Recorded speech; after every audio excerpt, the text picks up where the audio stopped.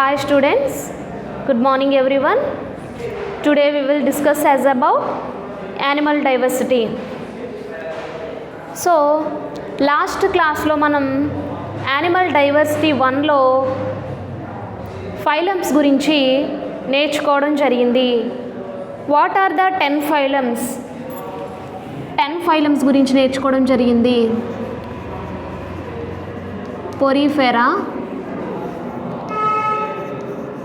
Cnidaria,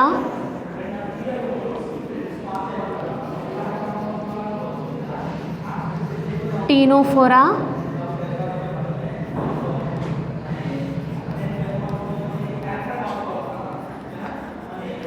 Platyhelminthus,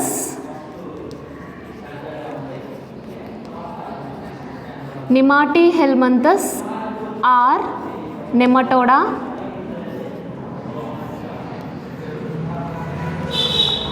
Annelida,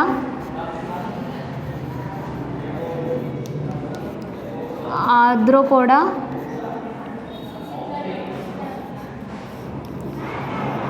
Mollusca,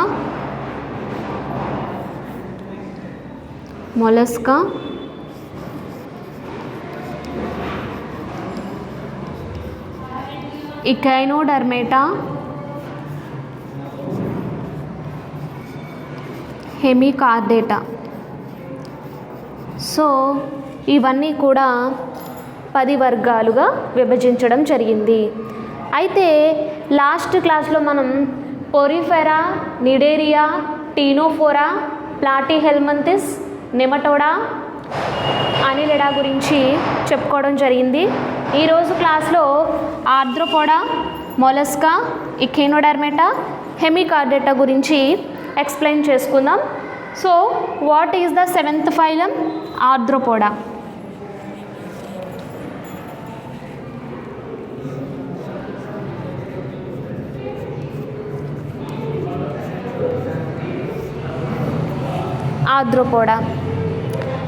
ఆర్థ్రోపోడాకి ఎగ్జాంపుల్గా prawn, రొయ్యను కనుక ఎగ్జాంపుల్గా తీసుకుంటే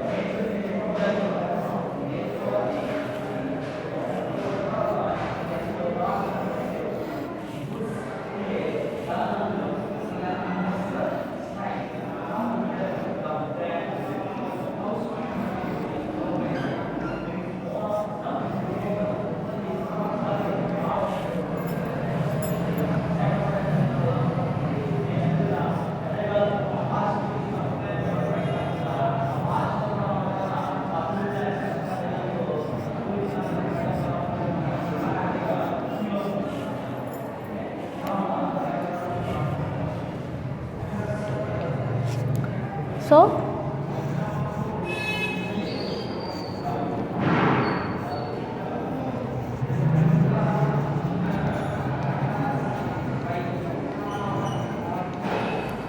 ఓకే, ఆర్థ్రోపోడాకి ఎగ్జాంపుల్గా మనం ఫ్రాన్, రొయ్యను ఎగ్జాంపుల్గా తీసుకున్నాం. అయితే ఆర్థ్రోపోడా జీవుల యొక్క సాధారణ లక్షణాలు.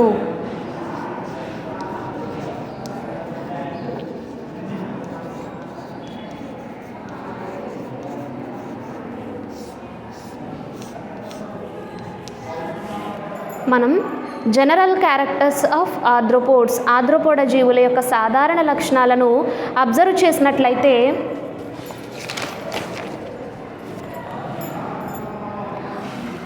అన్ని వర్గాల్లోకెల్లా అతి పెద్ద వర్గం ఆర్థ్రోపోడా, అతి పెద్ద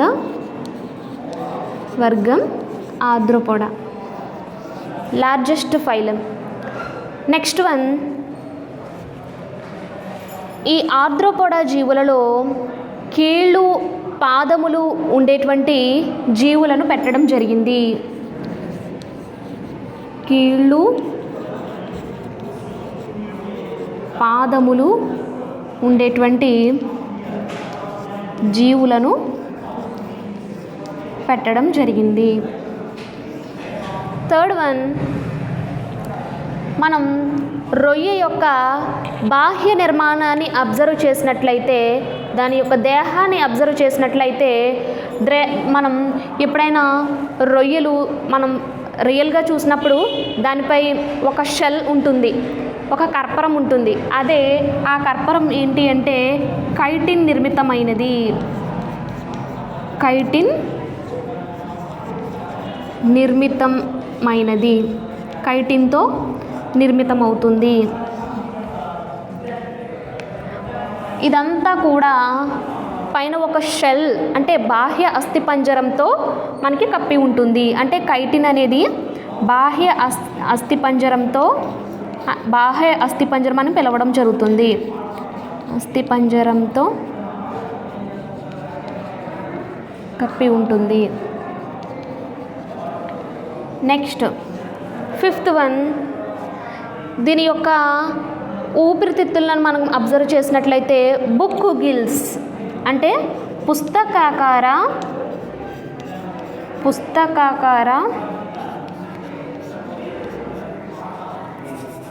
మొప్పలు, బుక్ గిల్స్ మొప్పలు అనేవి దేనికి ఉపయోగపడతాయి?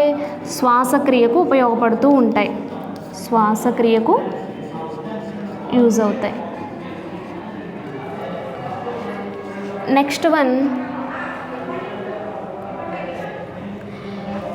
దీని బ్లడ్ని కనుక మనం అబ్జర్వ్ చేసినట్లయితే దీని యొక్క బ్లడ్ అనేది రక్తం లోపల హిమోసైనిన్ అనేటువంటి పిగ్మెంట్ ఉంటుంది. హీమోసైనిన్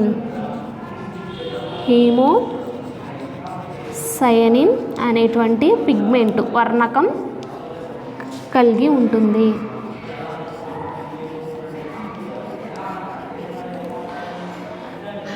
మనం హ్యూమన్స్ బాడీలో హిమోగ్లోబిన్ అనేటువంటి పిగ్మెంట్ ఉండడం వల్ల మన యొక్క బ్లడ్ అనేది రెడ్గా ఉంటుంది.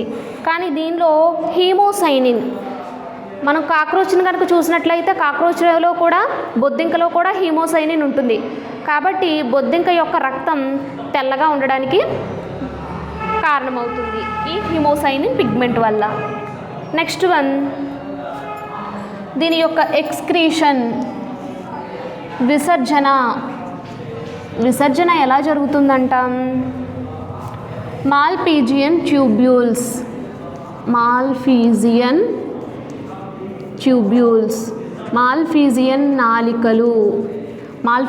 నాళికలు అనేవి విసర్జనకు ఉపయోగపడుతూ ఉంటాయి. నెక్స్ట్ ప్రత్యుత్పత్తి ఎలా జరుగుతుందంట? ప్రత్యుత్పత్తిలో అంతరఫలదీకరణం జరుగుతుంది. అంతరఫలదీకరణం లోపల జరిగేటువంటి ఫలదీకరణం. Next one,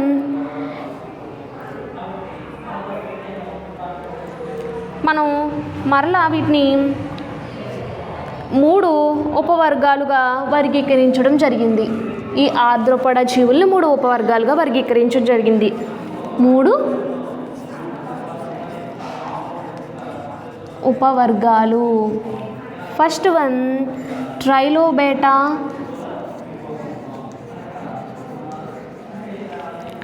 second one Chelicerata and third one మాండిబ్యులేటా.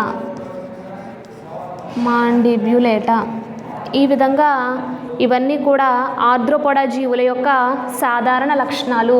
మరలా మనం ఒకసారి అబ్జర్వ్ చేసినట్లయితే లార్జెస్ట్ ఫైలం, అతిపెద్ద వర్గంగా మనం ఆర్ద్రోపోడా వర్గాన్ని మనం చెప్పుకోవచ్చు. ఈ వర్గంలో కీళ్ళు పాదములు ఉండేటువంటి జీవులను పెట్టడం జరిగింది. మనం దీని యొక్క కర్పరాన్ని కనుక మనం అబ్జర్వ్ చేసినట్లయితే కైటిన్తో నిర్మితమైనటువంటి కర్పరం ఉంటుంది. ఇది బాహ్య అస్థిపంజరంగా మనకి దీని యొక్క బాడీని కప్పి ఉంటుంది. నెక్స్ట్ పుస్తకాకార మొప్పలు అనేవి శ్వాసక్రియకు ఉపయోగపడుతూ ఉంటాయి. మనకి హిమోసైనిన్ అనేటువంటి పిగ్మెంట్ ఉండడం వల్ల దీని యొక్క బ్లడ్ అనేది వైట్గా ఉండడానికి కారణమవుతుంది. విసర్జన ఎలా జరుగుతుంది, ప్రత్యుత్పత్తి ఎలా జరుగుతుంది అన్నది మనం చూసుకోవడం జరిగింది. అయితే ఈ ఆర్ద్రోపోడాని మరలా 3 ఉపవర్గాలుగా వర్గీకరించడం జరిగింది. ట్రైలోబేటా, కెలిసరేటా, మాండిబ్యులేటా. సో ఇవన్నీ కూడా ఆర్ద్రోపోడా జీవుల యొక్క సాధారణ లక్షణాలు. నెక్స్ట్ వన్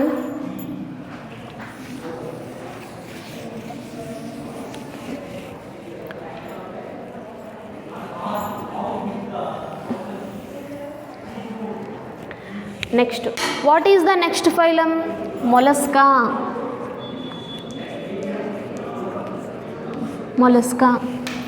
మొలస్కా జీవులకు మనం ఉదాహరణగా పైలా గ్లోబోజా నత్తను ఉదాహరణగా మనం తీసుకున్నట్లయితే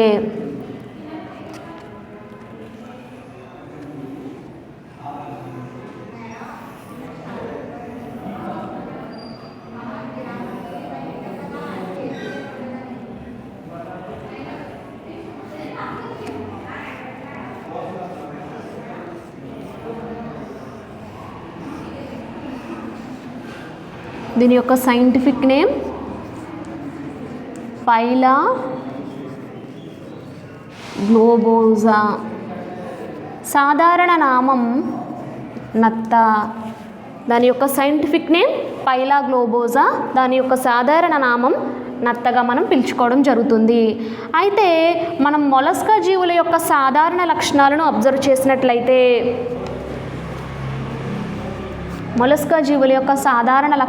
అబ్జర్వ్ చేసినట్లయితే సాధారణ లక్షణాలు ఫస్ట్ వన్ మొలస్కా వర్గాన్ని రెండవ అతిపెద్ద వర్గంగా చెప్పుకోవడం జరుగుతుంది. అతిపెద్ద వర్గం ఏంటి? ఆర్ద్రోపోడా. రెండవ అతిపెద్ద వర్గం మొలస్కా. రెండవ అతిపెద్ద వర్గం. 3. సో మనం ఇక్కడ ఆర్ద్రోపోడాకి ఎగ్జాంపుల్గా ఏమి ఇచ్చాం? ఫ్రాన్ ఇచ్చాం. మనం అలాగే ఆర్ద్రోపోడాకి స్కార్పియాన్ తేలును కూడా మనం ఎగ్జాంపుల్గా చెప్పుకోవచ్చు. మనం తేలు ఎగ్జాంపుల్గా చెప్పుకోవచ్చు. క్రస్టేషియాకి అయితే రొయ్య ఎగ్జాంపుల్గా చెప్పుకోవచ్చు. అదేవిధంగా బొద్దింక పెరిప్లానేటా అమెరికానా బొద్దింకను కూడా మనం ఆర్ద్రోపోడాకి ఎగ్జాంపుల్గా చెప్పుకోవచ్చు. నెక్స్ట్ వన్ సాధారణ లక్షణాల్లో దీని యొక్క దేహం అంతా దీన్ని అబ్జర్వ్ చేసినట్లయితే దీని యొక్క దేహం అంతా కూడా అంటే షెల్, దీని యొక్క లోపల మనకి ఏ విధంగా పైన కర్పరం ఏ విధంగా కనిపిస్తుంది అబ్జర్వ్ చేయండి. ఇదంతా కూడా కర్పరం. ఈ కర్పరం అంతా కూడా అంటే ఈ షెల్ అంతా కూడా మనకి దేనితో నిర్మితమై ఉంటుందంట? కాల్షియం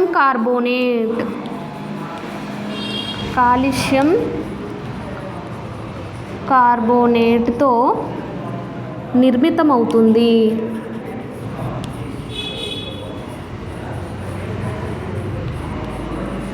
నిర్మితమవుతుంది. మామూలుగా హ్యూమన్స్ యొక్క మనం బోన్స్ని కనుక అబ్జర్వ్ చేసినట్లయితే కాల్షియం ఫాస్ఫేట్తో నిర్మితమవుతాయి. కానీ దీని యొక్క షెల్ బయట ఉండేటువంటి కర్పరం నత్తన కనుక మనం ఎప్పుడైనా నత్తను చూస్తాం కదా, ఎప్పుడైనా చిన్న చిన్న కాలువలో చిన్న చిన్న గుంటల లాంటి ఏరియాస్లో మనకి ఈ నత్తలు అనేవి ఎక్కువగా కనిపిస్తూ ఉంటాయి. ఈ నత్తను కనుక మనం అబ్జర్వ్ చేసినట్లయితే పైన మనకి షెల్ అనేది కర్పరం అనేది ఉంటుంది. ఆ కర్పరం కాల్షియం కార్బోనేట్తో నిర్మితమవుతుంది. నెక్స్ట్ వన్, ఇది దీని యొక్క బాడీ తల,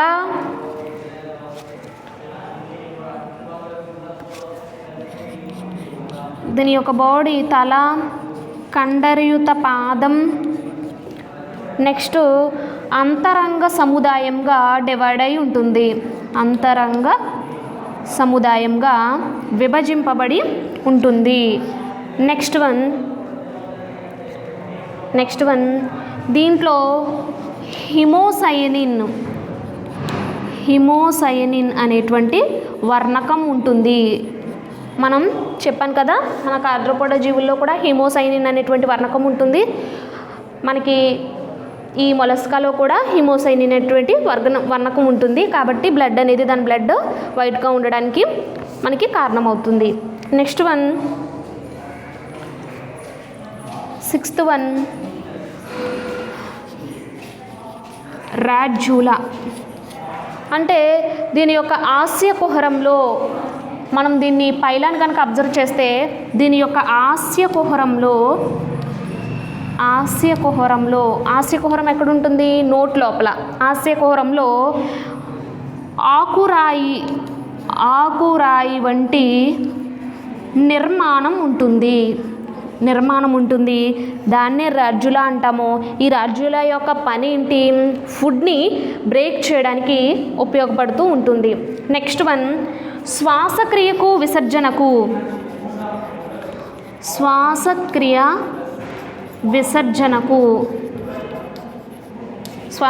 విసర్జన ఎవరు చేస్తారంట? టినీడియా అనేటువంటి అవయవము ఉపయోగపడుతూ ఉంటుంది. టినీడియా అనేటువంటి అవయవం ఉపయోగపడుతూ ఉంటుంది. నెక్స్ట్ వన్, మరలా వీటిని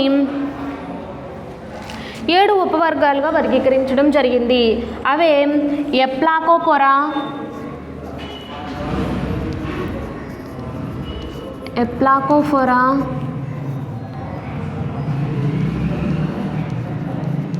పాలీప్లాకోఫోరా, మోనోప్లాకోఫోరా,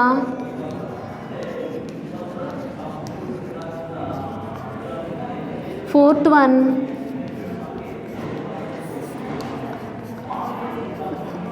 స్క్వాఫోపోడా, ఫిఫ్త్ వన్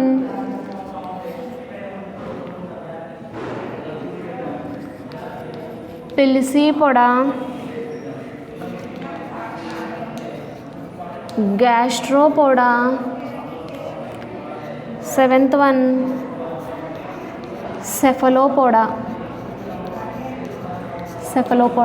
అయితే ఈ మొలస్కా వర్గం అనేది మనం అబ్జర్వ్ చేసినట్లయితే మరలా దీనిని 7 ఉపవర్గాలుగా వర్గీకరించడం జరిగింది. What is the 7 subphylums? Aplacophora, Polyplacophora, Monoplacophora, Scaphopoda, Pelecypoda, Gastropoda, Cephalopoda 7 ఉపవర్గాలుగా వర్గీకరించడం జరిగింది. Next one, what is the next phylum? ఇకైనోడర్మేటా.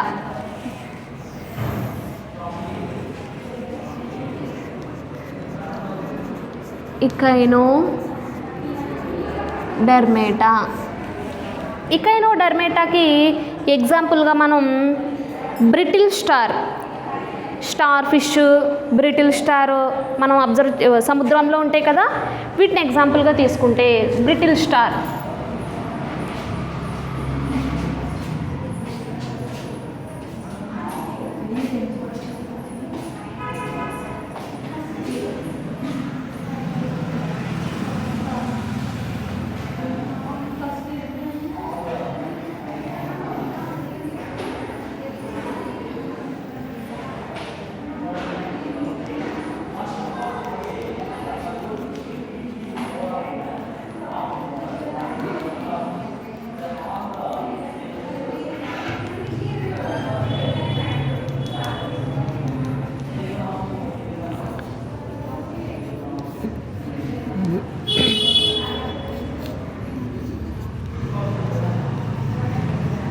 Brittle star. మనం ఇకెనోడెర్మేటా జీవులకు సాధారణ లక్షణాలను మనం అబ్జర్వ్ చేసినట్లయితే సాధారణ లక్షణాలు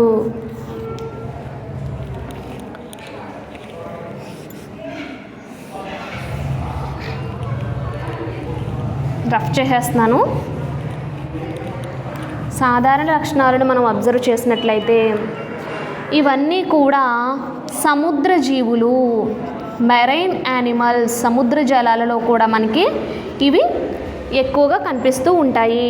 నెక్స్ట్ వన్, దీని యొక్క దేహం మందంగా ముళ్ళను కలిగి ఉంటుంది. ముళ్ళను కలిగి ఉంటుంది.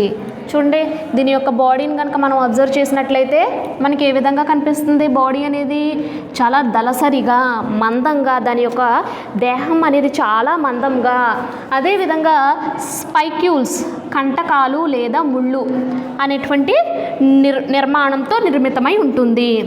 నెక్స్ట్ వన్, దీని యొక్క జల ప్రసరణ వ్యవస్థ లోపల మనకి మళ్ళా ఒక వ్యవస్థ ఉంటుంది, వాటర్ ట్రాన్స్పోర్ట్ సిస్టమ్. ఈ వ్యవస్థ ఎలా ఉంటుందంట? అంబులేక్రల్ వ్యవస్థ. అంటే ఈ వాటర్ ట్రాన్స్పోర్ట్ సిస్టమ్ ఎందుకు ఉపయోగపడుతుందంట? చలనానికి,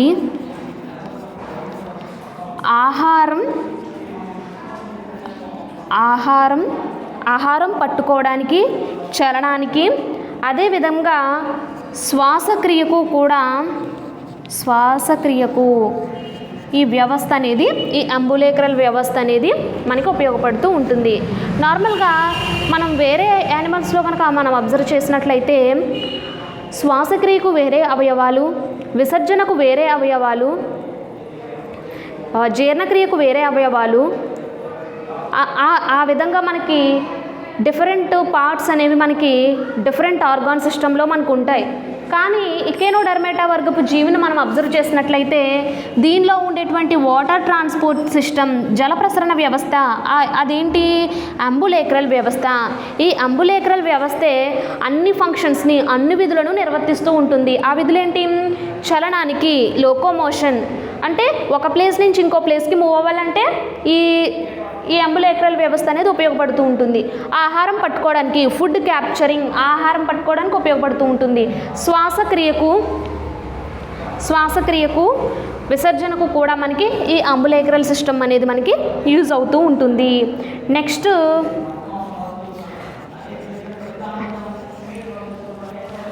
నాడీ వ్యవస్థ తక్కువగా అభివృద్ధి చెంది ఉంటుంది.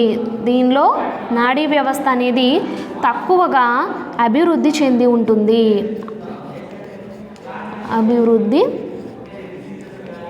ఉంటుంది. అంటే ప్రత్యేకమైనటువంటి స్పర్శాంగాలు ఏమీ ఉండవు. నాడీ వ్యవస్థ అనేది చాలా తక్కువగా అభివృద్ధి చెంది ఉంటుంది. నెక్స్ట్ వన్, ప్రత్యుత్పత్తి ఎలా జరుగుతుందంట? ప్రత్యుత్పత్తి లైంగికంగా జరుగుతుంది. ప్రత్యుత్పత్తి ఎలా జరుగుతుంది? లైంగికంగా జరుగుతుంది. నెక్స్ట్, లైంగికంగా జరుగుతుంది. మనకి బాహ్య ఫలదీకరణం అనేది బయట జరుగుతుంది. బాహ్య ఫలదీకరణం. సో 10 ఫైలమ్స్ని కూడా నేను రఫ్ చేసేస్తున్నాను. బాహ్య ఫలదీకరణం జరుగుతుంది. నెక్స్ట్, వీటికి పునరుత్పత్తి శక్తి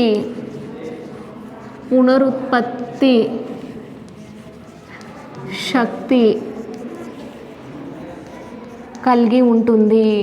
పునరుత్పత్తి శక్తి కలిగి ఉంటుంది అంటే మనం ఏదైనా ఒక పార్ట్ని మనం కట్ చేసి మనం బయటకు పడేస్తే, మనం అదే కట్ చేస్తే కనుక మరలా అది ఇంకొక యానిమల్ కింద అది తయారవుతుంది. అంటే పునరుత్పత్తి చెందేటువంటి కెపాసిటీ మనం ఈ ఎకైనోడర్మ్స్లో మనం గమనించవచ్చు. నెక్స్ట్ దీన్ని మరలా 2 సబ్ ఫైలమ్స్ రెండు ఉపవర్గాలుగా విభజించడం జరిగింది. రెండు ఉపవర్గాలుగా వర్గీకరించడం జరిగింది. అవి ఫస్ట్ వన్ పెల్మటోజోవా,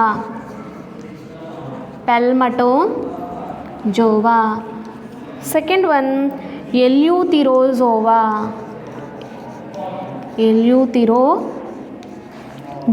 అనేటువంటి రెండు ఉపవర్గాలుగా వర్గీకరించడం జరిగింది. సో ఎకైనోడర్మేటా జీవుల యొక్క సాధారణ లక్షణాలు ఇవన్నీ కూడా. అయితే దీంట్లో ఏంటి, మనం జలప్రసరణ వ్యవస్థ స్పెషల్గా మనకి జలప్రసరణ వ్యవస్థే అంబులేక్రల్ వ్యవస్థ. ఈ అంబులేక్రల్ వ్యవస్థ అనేది మనకి ఫంక్షన్స్ అన్నిటినీ కూడా మనకి నిర్వర్తిస్తుంది. ఎకైనోడర్మ్స్లో చూస్తే మనకి ఇక్కడ రాడ్యులా అనేటువంటి నిర్మాణం ఉంటుంది మొలస్కాలో. ఇది ఆస్యకుహరంలో బకల్ క్యావిటీలో ఉండి ఆకురాయిలా పనిచేస్తూ ఉంటుందన్నమాట. ఆహారాన్ని బ్రేక్ చేయడానికి ఉపయోగపడుతూ ఉంటుంది. మనకి ఇక్కడేంటి పుస్తకాకార మొప్పలు, స్పెషల్ ఆర్గాన్స్ ఏంటి, పుస్తకాకార మొప్పలు అనేవి ఉంటాయి. ఇవి శ్వాసక్రియకు ఉపయోగపడుతూ ఉంటాయి. Last phylum, what is the last phylum? Hemichordata.